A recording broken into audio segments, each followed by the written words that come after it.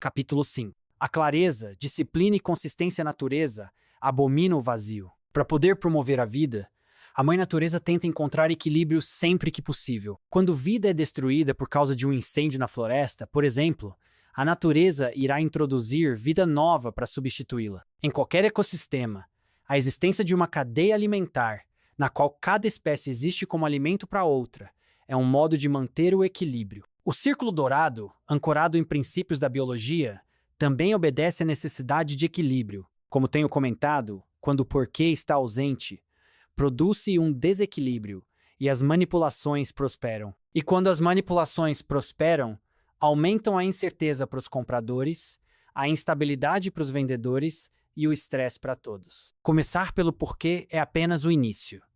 Ainda há trabalho a fazer antes de uma pessoa ou uma organização obter o direito ou a capacidade de inspirar. Para que o círculo dourado funcione, cada uma das peças tem que estar em equilíbrio e na ordem correta. Clareza do porquê. Tudo começa pela clareza. Você precisa saber por que faz o que faz. Se pessoas não compram o que você faz, mas por que o faz, e você mesmo não sabe qual é o seu propósito, como qualquer outra pessoa vai saber? Se o líder de uma organização não é capaz de formular claramente por que ela existe em termos que vão além de seus produtos ou serviços, como pode esperar que os funcionários saibam por que ir para o trabalho? Se um político não é capaz de formular por que busca um cargo público, uma formulação que esteja além de para servir ao povo, o padrão racional mínimo para todos os políticos, então por que os eleitores deveriam saber em quem votar?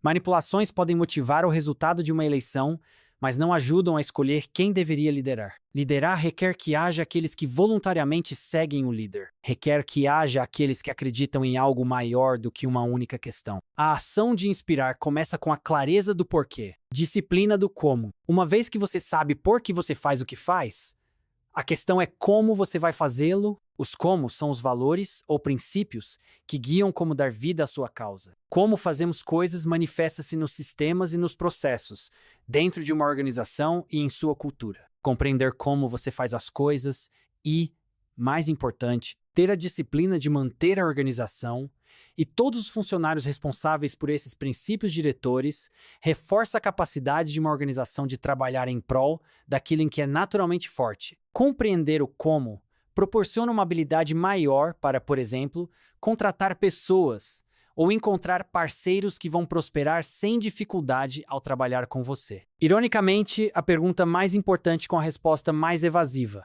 por que você faz o que faz? Na verdade, é bem simples e eficiente de se descobrir, e vou compartilhar isso nos últimos capítulos. É a disciplina de nunca se desviar de sua causa, manter-se responsável por como você faz as coisas. Esta é a parte mais difícil.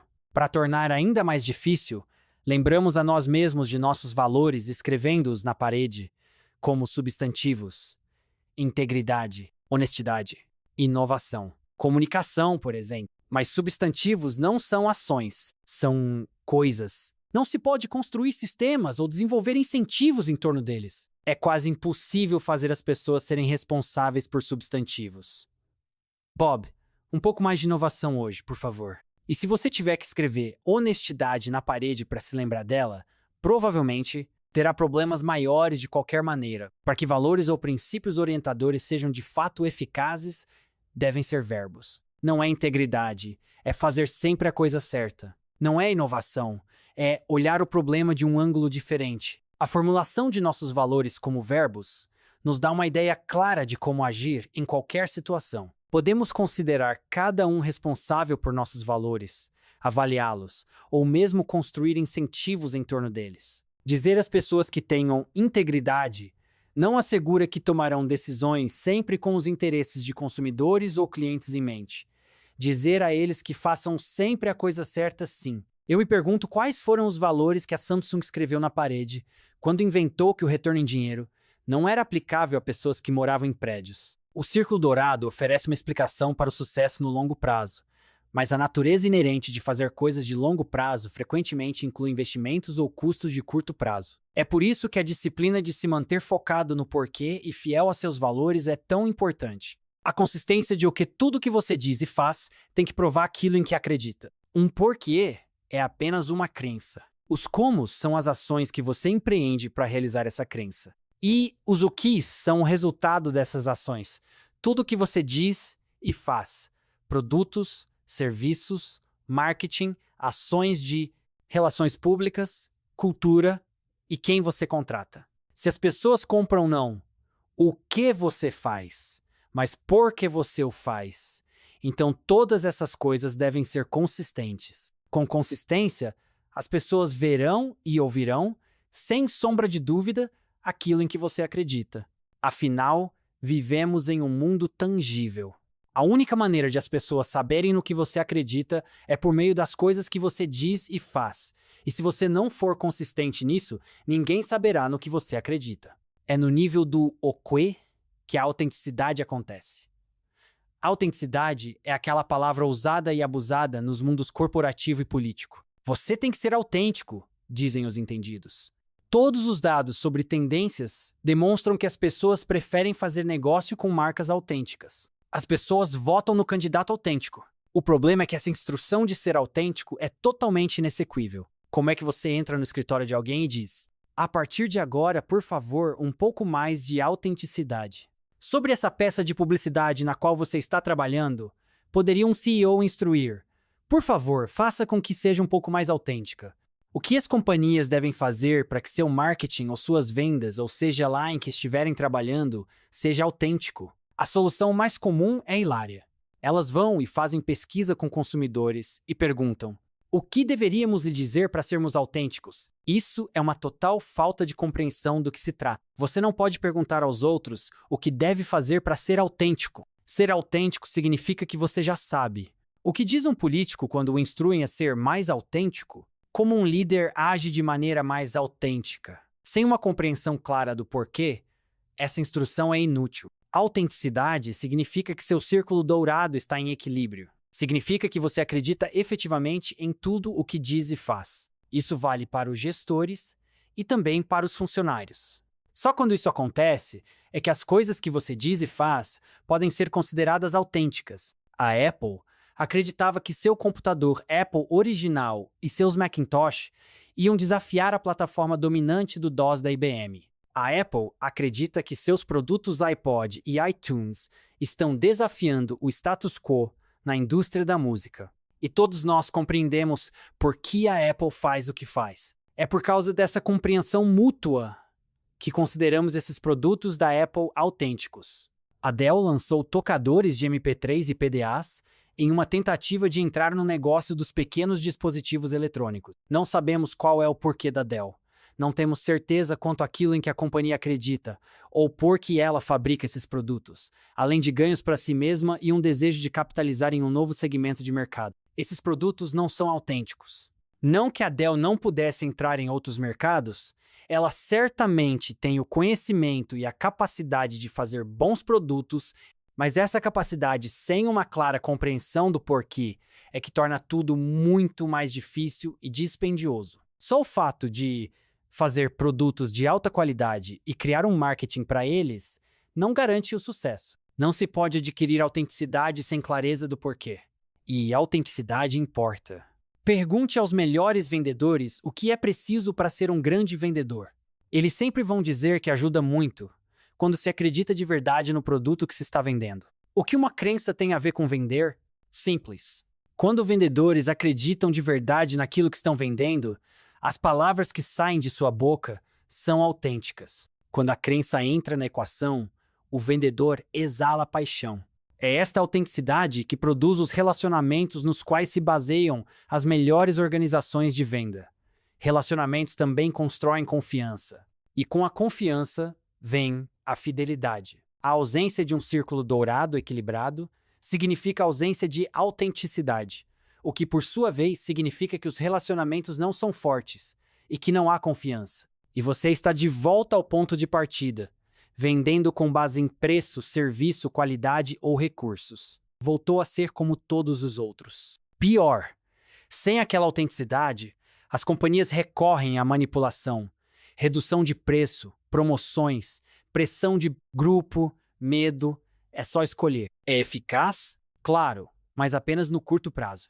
Ser autêntico não é requisito para o sucesso, mas passa a ser se você quiser que o sucesso seja duradouro. Mais uma vez, isso nos leva de volta ao porquê. A autenticidade é quando você diz e faz coisas em que efetivamente acredita, mas se não sabe por que a organização ou o produto existem em um nível além de o que você faz, então é impossível saber se as coisas que diz ou faz são consistentes com seu porquê. Sem o porquê, toda tentativa de autenticidade quase sempre será inautêntica. A ordem correta, depois que você tem clareza no que tange ao porquê, é disciplinado e responsável quanto aos próprios valores e aos princípios que o guiam, e é consistente em tudo o que diz e faz. O passo final é pôr tudo isso na ordem correta. Como naquele exemplo do marketing da Apple citado antes, a simples mudança na ordem da informação, começando pelo porquê, muda o impacto da mensagem. Os UQAs são importantes, fornecem a demonstração tangível do porquê, mas o porquê deve vir primeiro. O porquê fornece o contexto para tudo mais. Como você verá repetidas vezes em todos os casos e exemplos deste livro, seja na liderança, na tomada de decisão ou na comunicação, começar pelo porquê tem um e duradouro impacto no resultado. Começar pelo porquê inspira as pessoas a agir. Se você não sabe porquê, não é capaz de saber como Rollin King, um homem de negócios da cidade americana de San Antonio, teve a ideia de pegar o que a Pacific Southwest estava fazendo na Califórnia e levar para o Texas. Fundar uma companhia aérea de voos de curta distância entre Dallas, Houston e San Antonio. Fazia pouco tempo que ele havia passado por um longo e complicado divórcio e decidiu então procurar o homem no qual confiava para ajudá-lo a tirar a ideia do papel. Seu advogado no divórcio, Herbie Kelleher. King e Kelleher eram diferentes em quase tudo. King, um homem de exatas, era notoriamente rude e desajeitado, ao passo que Kelleher era sociável e afável. No início, Kelleher disse que a ideia de King era tola, mas ao final da noite havia sido inspirado por sua visão e concordou em embarcar no projeto. Levaria 4 anos, porém, para a Southwest Airlines realizar seu primeiro voo de Dallas a Houston. A Southwest não inventou o conceito de voos de baixo custo. A Pacific Southwest Airlines foi a pioneira no setor. A Southwest até copiou o nome. A Southwest também não chegou primeiro na região, pois a Braniff International Airways, a Texas International Airlines e a Continental Airlines já operavam no mercado do Texas e nenhuma delas estava disposta a abrir mão de qualquer território. Mas a Southwest não foi pensada para ser uma companhia aérea. Foi pensada para defender uma causa. A companhia aérea era apenas um meio para isso. No início da década de 1970, apenas 15% das pessoas viajavam pelo ar. Nessa proporção, o mercado era pequeno bastante para afugentar a maioria dos possíveis concorrentes das grandes linhas aéreas. Só que a Southwest não estava interessada em competir com ninguém por 15% da população de viajantes. Estava interessada nos outros 85%. Naquela época, se você perguntasse à Southwest com quem competiam, eles teriam dito: competimos com o carro e o ônibus. Mas o que queriam dizer era: somos o paladino do cidadão comum. Isso era o porquê de terem criado a companhia. Essa era a causa, o propósito, a razão de existir. Como procederam para construir sua empresa não foi uma estratégia desenvolvida por uma consultoria de gerenciamento, cara. Não foi uma coleção das melhores práticas adotadas por outras companhias. Os princípios e os valores que os guiavam provinham diretamente de seu porquê e eram mais uma questão de bom senso do que qualquer outra coisa. Na década de 1970, uma viagem aérea era cara, e se a Southwest quisesse ser o paladino do cidadão comum, teria que cobrar barato. Isso era imperativo. E em um momento em que a viagem aérea era elitista, as pessoas usavam roupas sociais para viajar de avião. Como o paladino do homem comum, a Southwest tinha que ser divertida. Isso também era imperativo. Em uma época em que a viagem aérea era complicada, com preços diferenciados dependendo de quando você a reservasse, a Southwest tinha que ser simples. Se ela queria ser acessível aos outros 85%, a simplicidade era outro imperativo. Na época, a Southwest tinha 2 categorias de preço: noturno, fim de semana e diurno. E só. Barato, divertido e simples. Foi como eles fizeram. Esse foi o caminho para serem o paladino do cidadão comum. O resultado de suas ações foi tornado tangível nas coisas que diziam E faziam. Seu produto, as pessoas que contratavam, sua cultura e seu marketing. Agora você está livre para se movimentar pelo país, dizia a publicidade. Isso é muito mais do que um mote ou teaser. É uma causa. E é uma causa em busca de seguidores. Aqueles que podiam se relacionar com a Southwest, os que se consideravam cidadãos comuns, tinham agora uma alternativa para as grandes companhias aéreas. E os que acreditaram no que a Southwest acreditava, demonstravam uma fidelidade ferrenha a ela. Achavam que a Southwest falava diretamente com eles e por eles. Mais importante, sentiam que voar pela empresa dizia algo sobre quem eram. A fidelidade que desenvolveu em seus clientes não tinha nada a ver com preço. O preço era apenas um dos caminhos pelos quais ela deu vida à sua causa. Howard Putnam, um dos ex-presidentes da Southwest, gosta de contar uma história sobre um executivo sênior de uma grande empresa que o abordou depois de um evento. O executivo disse que sempre voava com uma das grandes companhias aéreas quando viajava a negócios, por exigência de seu empregador. Embora tivesse acumulado muitas milhas com seus voos frequentes em outra companhia e dinheiro não fosse um problema, quando viajava por conta própria ou com a família, sempre voava com a Southwest. Ele adora a Southwest, diz Putnam com um sorriso, quando conta a história. O fato de ser mais barata não significa que só atrai quem tem menos dinheiro. Isso é só uma das coisas entre as que a companhia faz que ajuda a compreender no que ela acredita. O que a Southwest conseguiu é lendário no mundo dos negócios. Como resultado do porquê de eles fazerem o que fazem e por serem muito disciplinados em como o fazem, ela é a companhia aérea mais lucrativa da história. Nunca houve um ano no qual não tivesse lucro, inclusive durante as crises do petróleo da década de 1970 e início de 2000 e após o 11 de setembro. Tudo o que a Southwest diz e faz é autêntico. Tudo o que diz respeito a ela reflete a causa original, que King e Keller se dispuseram a defender décadas antes. Vamos avançar cerca de 30 anos. A United Airlines e a Delta Airlines viram o sucesso da Southwest e decidiram que precisavam de um produto barato para competir nesse mercado e participar do mesmo sucesso. Precisamos ter um produto assim, pensaram. Em abril de 2003, a Delta lançou sua alternativa de baixo custo, Song. Menos de um ano depois, a United lançou TED. Em ambos os casos, copiaram o como da Southwest. Garantiram que Song e TED fossem baratas, divertidas e simples. E para quem voou alguma vez com TED ou Song, elas eram mesmo baratas, divertidas e simples. Mas as duas fracassaram. A United e a Delta eram veteranas no negócio do transporte aéreo e estavam totalmente qualificadas para lançar quaisquer produtos que quisessem para se adaptar às condições do mercado ou aproveitar oportunidades. O problema não estava em o que fizeram. O problema foi que ninguém sabia por que Song ou TED existiam. Elas talvez fossem ainda melhores do que a Southwest, mas não importava. Claro, passageiros voavam nessas companhias, mas sempre há motivos para as pessoas fazerem negócios com você que não tem nada a ver com você. A questão não era se os passageiros podiam ser motivados para usar seu produto.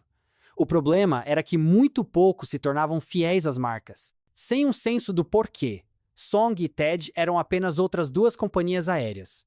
Sem uma noção clara do porquê, todas as pessoas só poderiam julgá-las pelos critérios de preço e conveniência. Eram commodities que tinham que se basear em manipulações para construir seu negócio, uma proposta dispendiosa. A United abandonou a participação no negócio do transporte aéreo de baixo custo apenas 4 anos depois de ter começado, assim como a Song da Delta. É falsa a suposição de que a diferenciação acontece em como e o que você faz. Apenas oferecer um produto de alta qualidade com mais recursos, um serviço melhor ou um preço melhor não cria diferença. Não é isso que garante o sucesso. A diferenciação acontece em porquê e como você o faz. A Southwest não é a melhor companhia aérea do mundo. Nem sempre é a mais barata. Tem menos rotas do que muitas de suas concorrentes e não voa fora dos Estados Unidos. O que fazem nem sempre é significativamente melhor, mas porque o fazem é claro e cristalino, e tudo o que fazem prova isso. Há muitas maneiras de motivar pessoas a fazerem coisas, mas a fidelidade vem da capacidade de inspirar. Só quando o porquê está claro e os clientes acreditam naquilo em que você acredita, é que se pode desenvolver uma verdadeira relação de fidelidade. Manipulação e inspiração são ações parecidas, mas não iguais. Tanto a manipulação quanto a inspiração fazem cócegas no sistema límbico. Mensagens que despertam aspirações, medo ou pressão do grupo nos impelem a decidir de um jeito ou de outro, apelando para nossos desejos irracionais ou jogando com nossos medos. Mas é quando os sentimentos vão mais fundo do que a insegurança, a incerteza ou os sonhos que a reação emocional se alinha com a maneira como nos vemos. É nesse momento que o comportamento deixa de ser motivado para ser inspirado. Quando estamos inspirados, as decisões que tomamos têm mais a ver com quem somos do que com as companhias ou os produtos que estamos comprando. Quando sentimos que nossas decisões estão certas, ficamos dispostos a pagar um extra ou aceitar uma inconveniência por esses produtos ou serviços. Isso nada tem a ver com preço ou qualidade. Preço, qualidade, recursos e serviços são importantes, mas são o custo para se entrar no negócio na atualidade. São os sentimentos límbicos viscerais que criam a fidelidade. E é essa fidelidade que confere à Apple, a Harley-Davidson, a Southwest Airlines, a Martin Luther King ou a qualquer outro grande líder uma vantagem tão imensa. Sem uma forte base de seguidores fiéis, aumenta a pressão por manipular, por competir ou se diferenciar com base em preço, qualidade, serviço ou recursos. Fidelidade, como valor emocional real, existe no cérebro do comprador, não no do vendedor. É difícil convencer alguém de que os produtos ou os serviços da sua companhia são importantes na vida dessa pessoa com base em fatores racionais externos que você definiu como valiosos.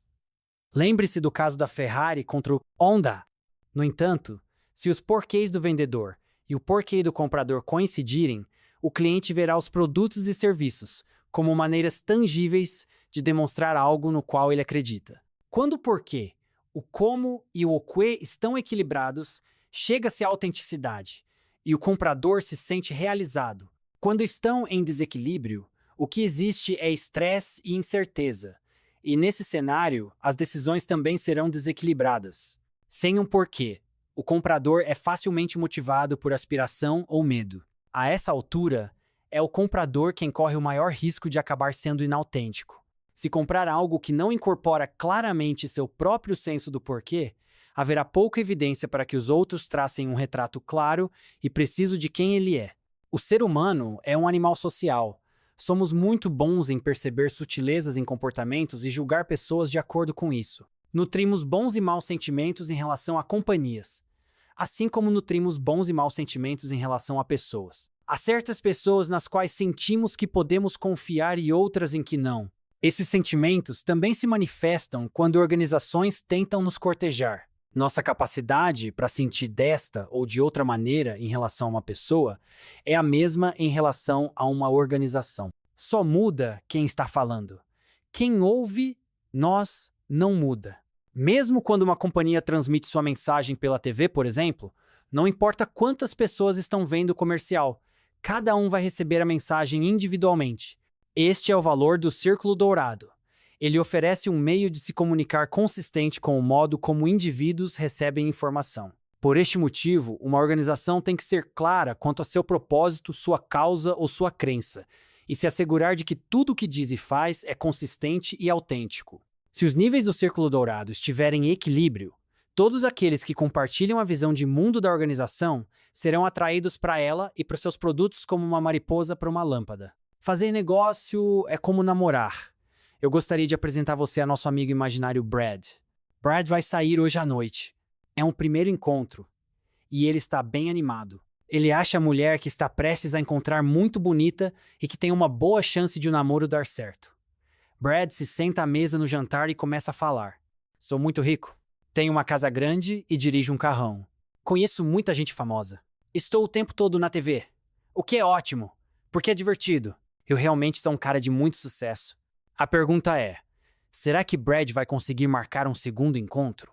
A maneira como nos comunicamos e nos comportamos é uma questão de biologia. Isso quer dizer que podemos fazer comparações entre coisas que fazemos em nossa vida social e coisas que fazemos em nossa vida profissional. Afinal, pessoas são pessoas. Para aprender como aplicar o porquê a uma situação de negócios, basta olhar o modo como agimos em um encontro. Porque, na verdade, não há diferença entre vendas e um encontro romântico. Nas duas circunstâncias, você está sentado à mesa diante de alguém e espera dizer coisas certas para fechar um acordo. Claro, você sempre poderá optar por uma ou duas manipulações. Um jantar elegante, menções ocasionais às entradas que você tem para um determinado evento ou às pessoas que conhece. Dependendo de quanto quer fechar o acordo, seria capaz de dizer o que a pessoa quer ouvir. Prometa o mundo e serão grandes as chances de sucesso. Uma vez, talvez duas. Com o tempo, porém, manter esse relacionamento vai custar cada vez mais. Não importa quais manipulações você escolha, esse não é o caminho para construir uma relação de confiança. No caso de Brad, é claro que o encontro não deu certo. Não são boas as probabilidades de ele ter um segundo encontro, e certamente ele não se saiu bem na apresentação dos fundamentos para a construção de um bom relacionamento. Por pura ironia, o interesse inicial da mulher pode ter sido por causa daqueles elementos. Ela concordou em ir ao encontro porque seus amigos lhe disseram que Brad era bonito, tinha um bom emprego e conhecia muita gente famosa. Mesmo que todas essas coisas fossem verdade, os uquês não propiciam tomadas de decisão. Os uquês deveriam ser usados como demonstração do porquê. E o encontro foi um fracasso completo. Vamos marcar outro encontro para Brad, mas desta vez ele vai começar com o porquê. Sabe o que eu adoro na minha vida? É como ele começa desta vez. Procuro me levantar todo dia para fazer alguma coisa que amo. Tento inspirar pessoas para que elas realizem as coisas que as inspiram. É a coisa mais maravilhosa do mundo. Na verdade, a melhor parte é tentar imaginar todas as maneiras diferentes pelas quais posso fazer isso. É mesmo incrível.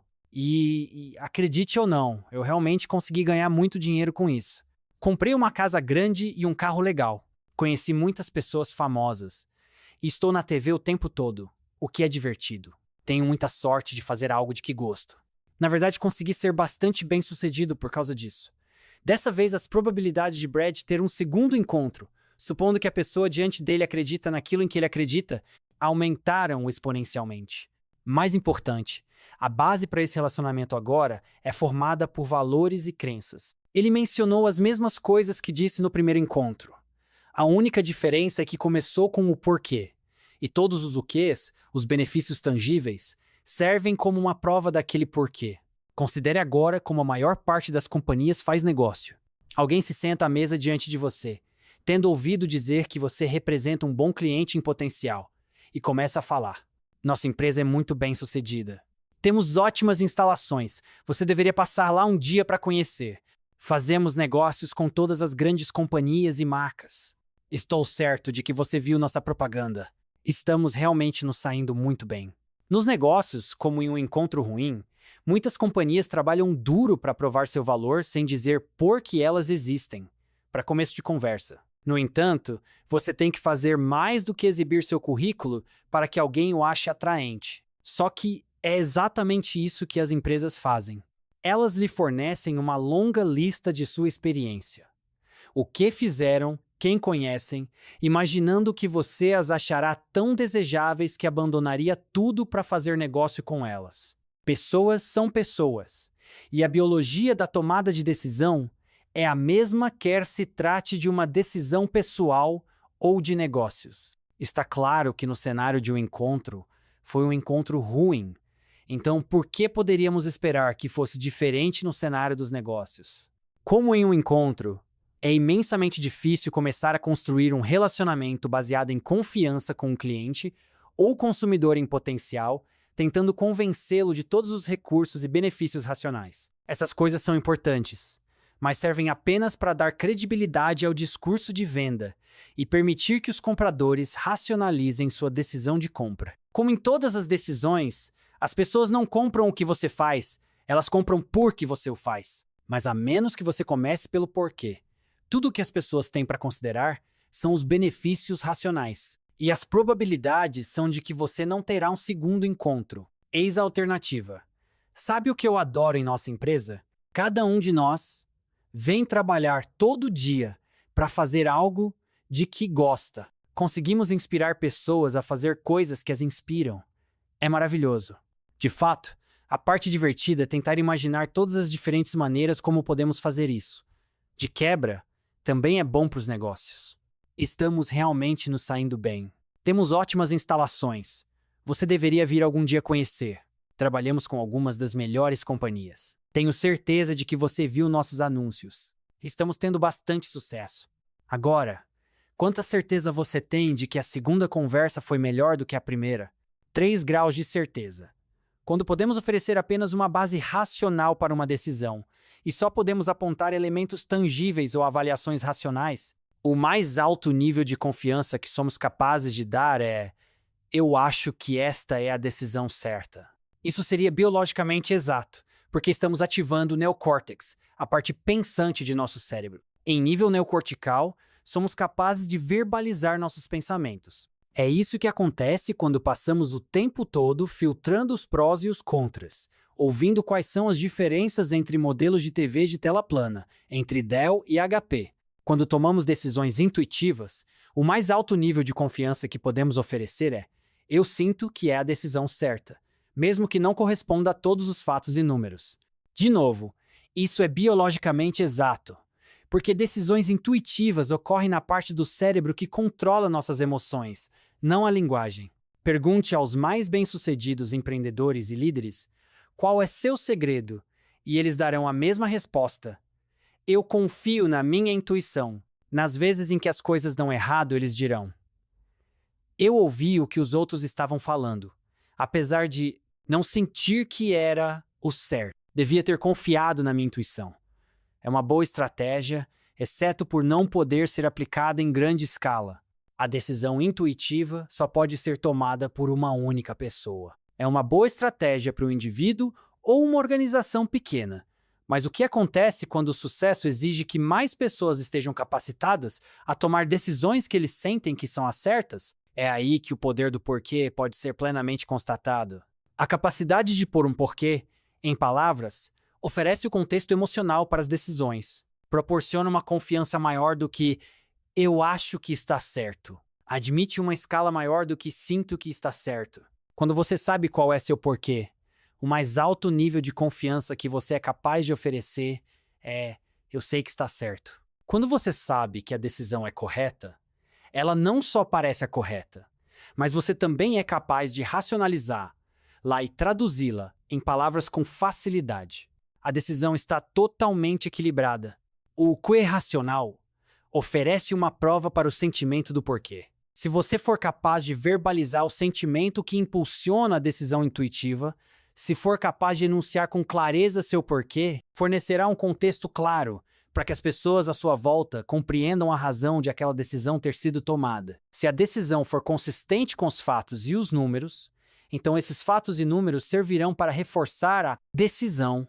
Isso é equilíbrio. E se a decisão não corresponder a todos os fatos e números, então vai destacar os outros fatores que precisam ser considerados. Isso pode fazer uma decisão controversa, deixar de suscitar um debate e passar a suscitar uma discussão. Meu ex-sócio, por exemplo, ficava contrariado quando eu recusava um negócio. Eu dizia a ele que sentia que aceitar aquele cliente potencial não parecia certo. Isso frustrava muito porque, nas palavras dele, o dinheiro daquele cliente era tão bom quanto o de qualquer outro. Ele não conseguia compreender o motivo da minha decisão. E pior, eu não era capaz de explicar. Era só uma sensação. Por outro lado, hoje sou capaz de explicar com facilidade por que estou no negócio, para inspirar pessoas a realizarem as coisas que as inspiram. Se eu tivesse que tomar a mesma decisão agora pelo mesmo motivo intuitivo, não haveria debate porque estaria claro para todos por que a decisão foi tomada. Rejeitamos ofertas porque esses clientes em potencial não acreditam no que acreditamos e não estão interessados em nada que tenha a ver com inspirar pessoas. Com uma noção clara do porquê, o debate quanto a aceitar ou não um cliente inadequado torna-se uma discussão quanto a se o desequilíbrio de aceitá-lo é compensado pelo ganho de curto prazo que ele pode nos proporcionar. O objetivo de uma empresa não deveria ser fazer negócio com qualquer um que simplesmente quer aquilo que você tem a oferecer.